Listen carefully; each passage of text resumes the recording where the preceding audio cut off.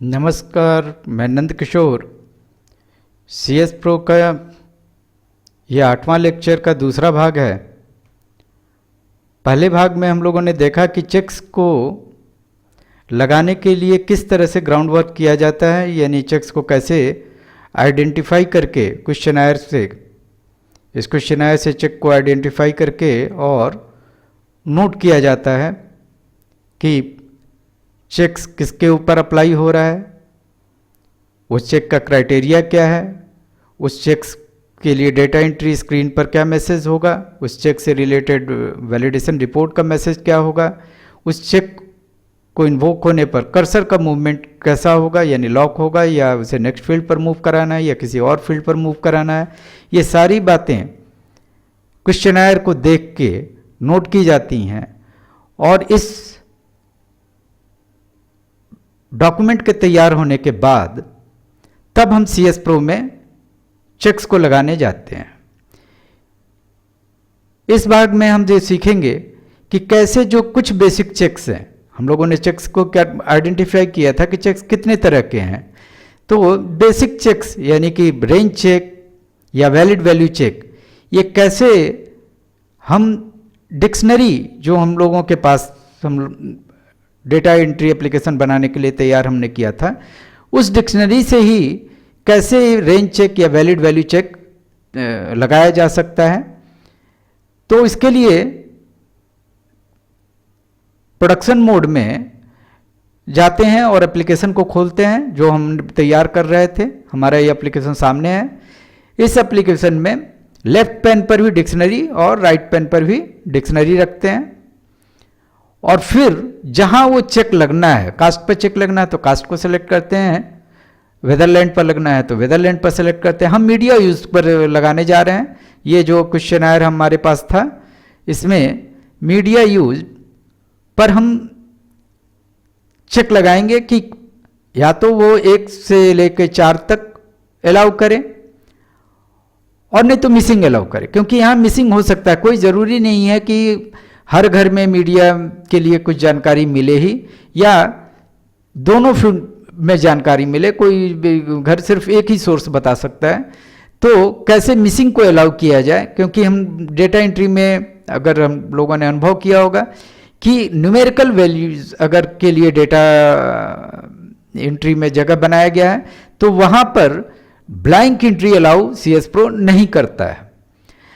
तो यहाँ पर लेकिन ब्लैंक संभव है और इसीलिए हमें अलाउ करना है। तो ये सारा चीज़ कैसे हम डिक्शनरी के थ्रू कर सकते हैं, इसके हम इस भाग में सीखेंगे। तो डिक्शनरी में जिस पर चेक लगना है उसे पहले सेलेक्ट कर लेते हैं। जैसे मीडिया हमारे यूज्ड 1 और 2, हमारे पास 2 फील्ड थे और इन दोनों फील्ड पर वो चेक लगाना पड़ेगा अलग अलग, क्योंकि हम लोगों ने 2 फील्ड के आधार पर लिया था। अगर उसे एक स्ट्रिंग के रूप में रख लिया होता तो फिर अलग ढंग से चेक लगता। अगर उसे मल्टीपल अकरेंस के रूप में, मल्टी रिस्पॉन्स को जो हम लोगों ने देखा था कि कैसे मल्टीपल रिस्पॉन्स को 3 तरीके से रिप्रेजेंट किया जा सकता है, तो अगर मल्टीपल अकरेंस के रूप में इसे नोट किया होता तो एक जगह ही चेक लगा के काम हो सकता था। खैर, हम जा रहे हैं मीडिया 1 पर चेक लगाने के लिए। तो इसे सेलेक्ट करके और राइट क्लिक करेंगे और ऐड वैल्यू सेट पर जाएंगे। ऐड वैल्यू सेट के लिए भी वो कुछ लेबल जैसे आपको पता है कि CS प्रो में डिस्क्रिप्शन को कहते हैं, और नेम जो है उसका इंटरनल शॉर्ट नेम है। इसको CS प्रो में हर जगह बताना पड़ता है, क्योंकि आगे के लिए जब भी हम लॉजिक लिखेंगे तो हर जगह ये शॉर्ट नेम ही, चाहे वो फील्ड का हो चाहे लेवल वैल्यू सेट का हो, हर जगह शॉर्ट नेम यूज होगा। तो अब ये 2 चीज बता देने के बाद कि डिस्क्रिप्शन क्या है, शॉर्ट नेम क्या है, हम जब इंटर करते हैं तब वो पूछता है कि अब वैल्यू का लेवल क्या होगा, यानी 1 के ऊपर कौन सा लेवल लगेगा। अगर यहाँ पर जैसे 1 है तो 1 के ऊपर लेवल है टीवी, 2 के ऊपर है लेवल रेडियो, 3 के ऊपर लेवल है न्यूज़पेपर और 4 के ऊपर है मैगजीन। तो पहले वो पूछता है कि लेवल क्या है और फिर पूछता है कि कोड क्या है। तो ये जो CS प्रो में हम जाके और फिर उसे बताएंगे कि लेवल है टीवी, और फिर ये कहता है कि फ्रॉम एंड टू, यहां ध्यान देने की बात है, ये फ्रॉम और टू क्यों पूछता है, क्योंकि यहां तो एक ही कैटेगरी है और ये फ्रॉम और टू की जरूरत क्या है। तो ध्यान देने की बात है कि CS Pro में ये जो वैल्यू सेट है वो सिर्फ कैटेगोरिकल इंफॉर्मेशन पर नहीं लगता, बल्कि एक मेजरमेंट के ऊपर भी लगता है। जैसे कि मान लीजिए कि एज है, तो एज जो के ऊपर अगर हम मान लीजिए 1 से 14 साल के आदमी को चाइल्ड कहना चाहते हैं, तो ये एक रेंज देंगे कि फ्रॉम 1 to 14 और उसका लेवल हो गया चाइल्ड, और उसी तरह से 14 एंड एबव को मान लीजिए कि कहते हैं एडल्ट। तो ये जो इस तरह से जो रेंज आप मेजरमेंट अगर है तो फ्रॉम एंड टू देंगे, लेकिन अगर कैटेगरी है तो दोनों ही जगह मैं 1 और 1 ही लिखूंगा, क्योंकि 1 से लेकर 1 तक इसको हम टीवी कह रहे हैं। अभी स्पेशल को छोड़ते हैं, फिर आता है रेडियो, रेडियो 2 से 2, और उसी तरह से आप देख रहे हैं कि ये फ्रॉम और टू देने के बाद जब वो सेम वैल्यू देते हैं तो अपने आप में उसे सिंगल वैल्यू के रूप में वो नोट कर लेता है। रेडियो के बाद आपका जो है वो है न्यूज़पेपर, वो है 3 से 3, और फिर है मैगजीन, ये है 4 से 4,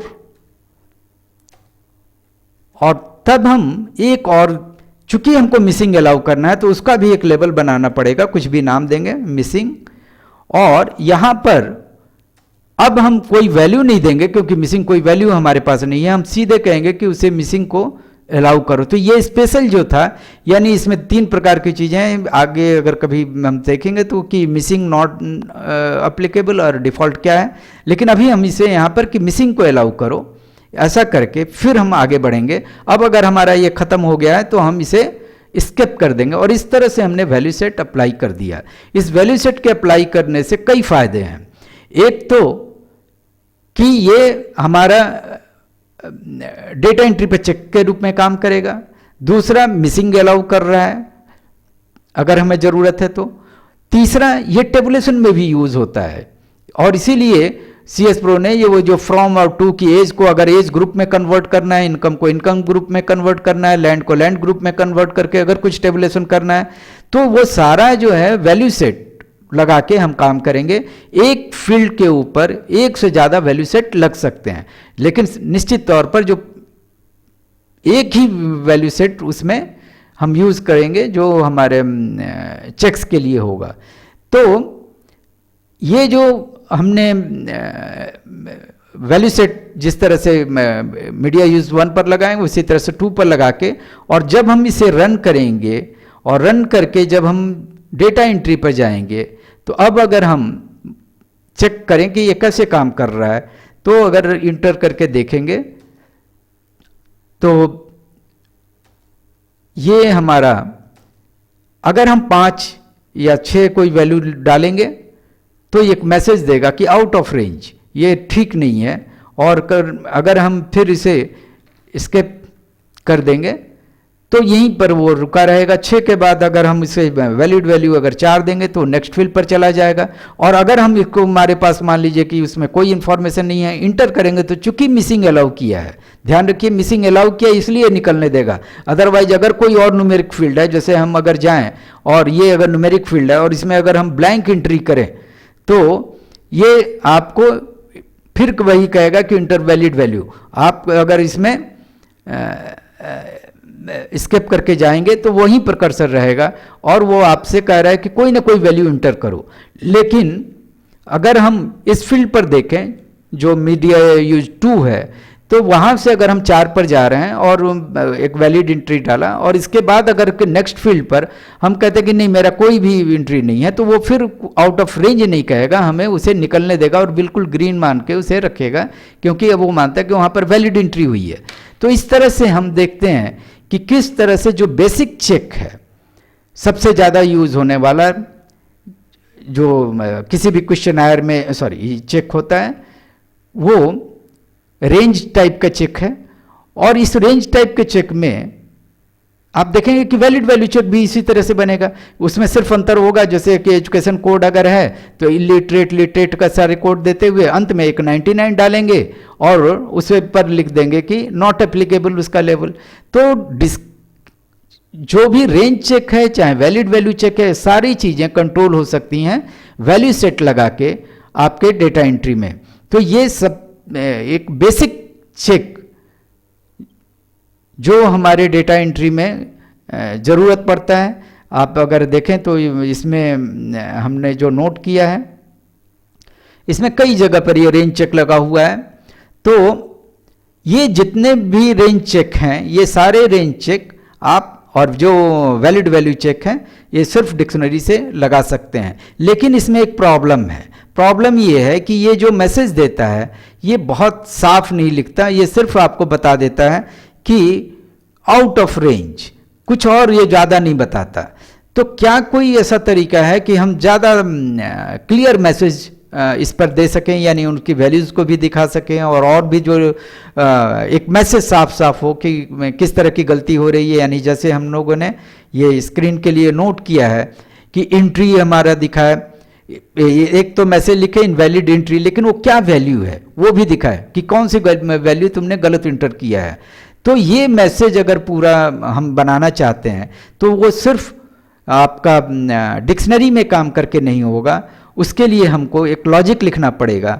और ये लॉजिक कैसे लिखा जाता है ये हम लोग अगले पार्ट में देखेंगे। धन्यवाद।